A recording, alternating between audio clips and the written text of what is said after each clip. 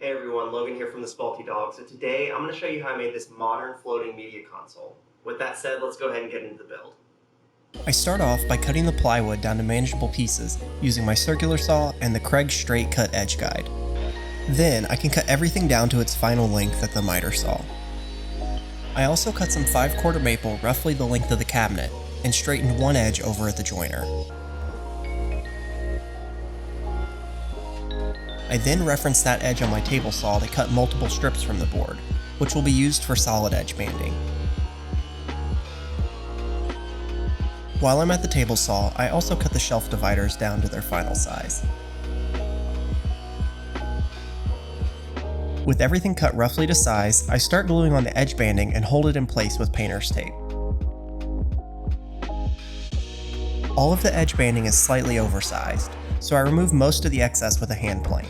Then I flush everything up using my router. I found this method gives me less tear out compared to just using the router alone. The ends get trimmed with a flush trim saw and all of the inside faces get sanded up to 180 grit. Now that the solid edge banding is attached, I can cut everything to its final size on the table saw.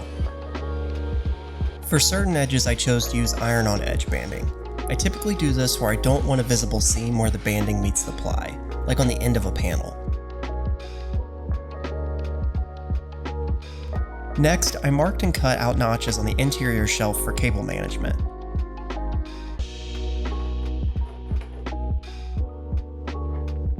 I removed most of the waste with a jigsaw, then cleaned everything up using a flush trim bit on the router. I picked this trick up from a fellow YouTuber, Mike Farrington. I'll leave a link to his channel down in the description, as he's always posting great content. I cut a 3/4 inch dado for the back panel by taking 2 passes with the router. Since I'm using a 1/2 inch bit, I used a 3/4 inch piece of plywood along with a 1/4 inch spacer to properly space and size the dado. On the second pass, I reset my edge guide, but this time using only the 3/4 inch piece of plywood. When cutting the stopped dados, I would plunge to full depth on each end, then remove the rest with multiple shallow passes.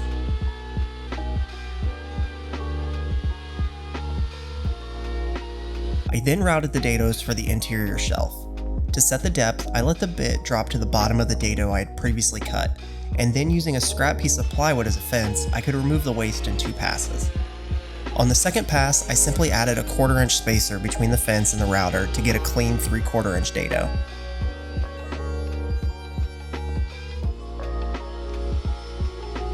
Next, using a Forstner bit, I cut a hole in the back panel for cable management. The blue painter's tape helped in reducing tear out, and while it may not look like it, I also have a sacrificial board on the underside to prevent any blowout. I wanted to make sure I could easily clamp each part during assembly, so I ended up gluing this piece up in multiple phases, starting with the sides and interior shelf.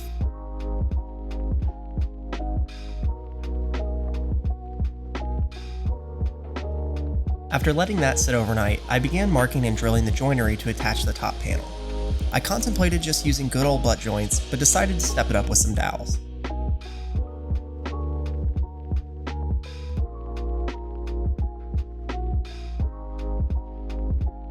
I also glued the 2 dividers by tapping them into place between the top and the shelf using a mallet and square.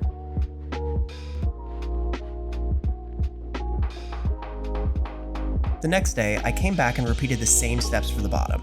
However, this time I made sure to slide the back panel into place.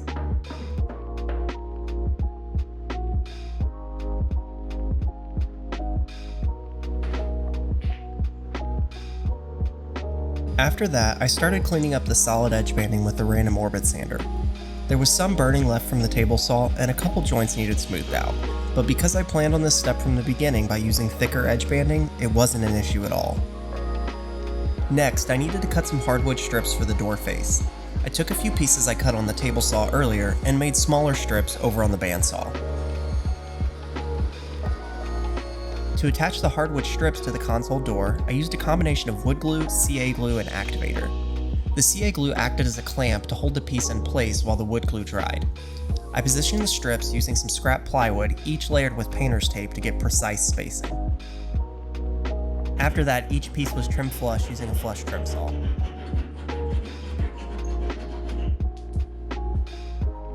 I then sanded up to 180 grit to clean up the door and remove any imperfections.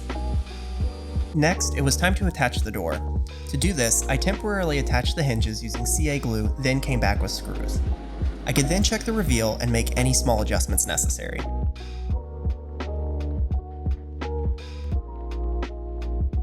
Unfortunately, after opening and closing the door multiple times, the hinges lost some of their strength and wouldn't keep the door fully shut.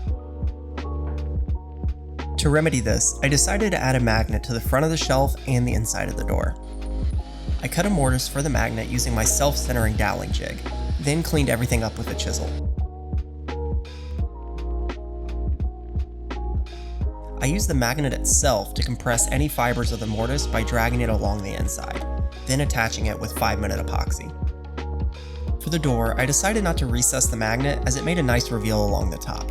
I simply attached it by applying some more 5-minute epoxy to the backside and closing the door onto it, then added a piece of tape to hold the door in place while the epoxy set. I noticed some bowing happening between the shelf and the bottom panel, so I decided to add an additional support between them using pocket holes. I'm not too worried because it's on the inside and most people would never see them, but I decided to plug them up anyways.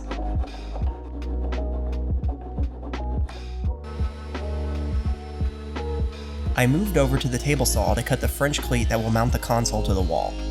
I then cut 4 pieces the size at the miter saw, 2 for the console and 2 slightly smaller ones for the wall. I attached the cleat to the back of the console using glue, screws, and brad nails. The client requested a way to run cables from above and below the console, so a small recess was added off camera.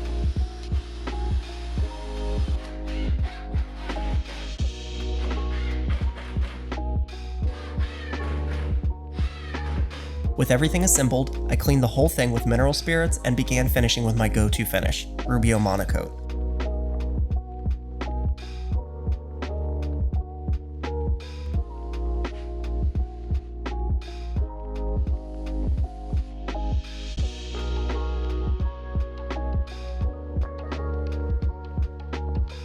After buffing out the excess and letting this sit overnight, we could call this one done. This piece is by no means perfect, but I've come to realize that most things never are. However, looking back on this build, I got to try a few new things while learning along the way. Sometimes you just need to let go and roll with it. At the end of the day, the client loved the piece, and in my mind, that's what matters most. Thanks for sticking around this far, and if you liked what you saw, consider subscribing to stay up to date on future projects. I hope to catch you on the next one.